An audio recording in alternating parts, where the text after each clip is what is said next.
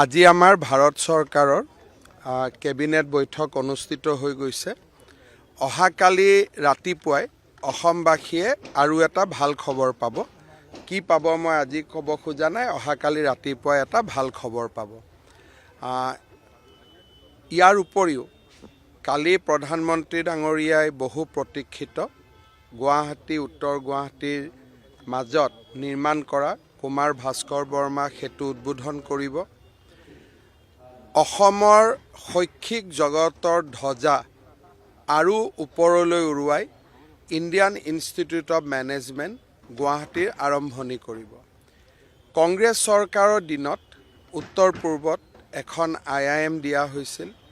তেতিয়া আমি বহুত চেষ্টা কৰিছিলোঁ যে IIMখন গুৱাহাটীত হওক।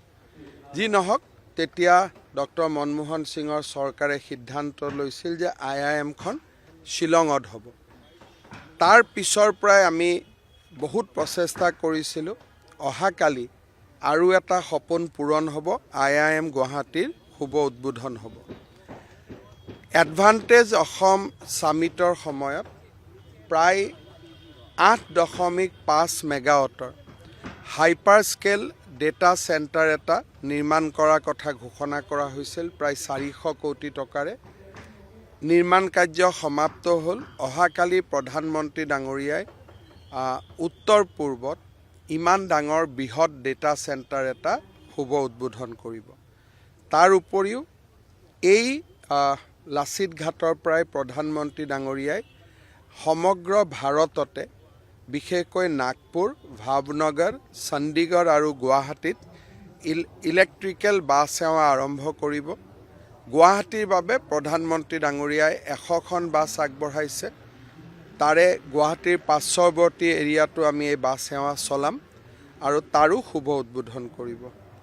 ৰাতিপুৱা প্ৰধানমন্ত্ৰী ডাঙৰীয়া গুৱাহাটীলৈ অহাৰ আগতে মৰাণত আমাৰ যি ইমাৰ্জেঞ্চি লেণ্ডিং ফেচিলিটি হৈছে, তাতে তেখেতে ৰাজপথতে অৱতৰণ কৰিব আৰু ৰাজপথৰ পৰাই তেওঁ গুৱাহাটী বিমানবন্দৰলৈ উৰা মাৰিব।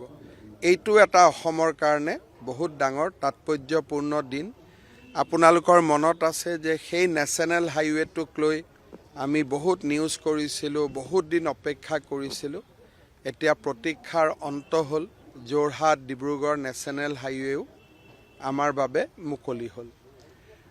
প্ৰধানমন্ত্ৰী ডাঙৰীয়াই 2টা বজাত গুৱাহাটীৰ খানাপাৰাত ভাৰতীয় জনতা পাৰ্টীৰ বুথ পৰ্যায়ৰ কাৰ্যকৰ্তাসকলকো সম্বোধন কৰিব আৰু 4 বজাত তেখেতে নতুন দিল্লীলৈ উভতি যাব। এই ব্ৰিজখন আমি 2019ত আৰম্ভ কৰিছিলোঁ। তাৰপিছত 2021লৈকে কামটো বন্ধ হৈ গ'ল ক'ভিডৰ কাৰণে।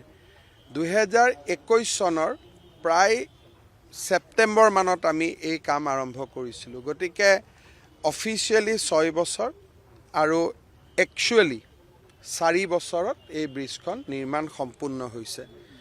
আপোনালোকে জানি ভাল পাব যে মাৰ্চ মাহৰ 10 তাৰিখৰ আগতে আমি ভৰলুমুখৰ ফ্লাইঅভাৰখনো মুকলি কৰিম, চানমাৰী নুনমাটিৰ ফ্লাইঅভাৰখনো মুকলি কৰিম, ডিফুত এখন ফ্লাইঅভাৰ হৈ আছে, তাকো আমি মুকলি কৰিম, লংকাত এখন ফ্লাইঅভাৰ নিৰ্মাণ হৈ আছে, তাকো আমি মুকলি কৰিম, আৰু যোৰহাটত এখন উৰণীয়া সেতু নিৰ্মাণ হৈ আছে, সেইখনো আমি মুকলি কৰিম, আৰু চাইকেল ফেক্টৰীত নিৰ্মাণৰত ফ্লাইঅভাৰখনো মুকলি কৰাৰ প্ৰচেষ্টা চলি আছে।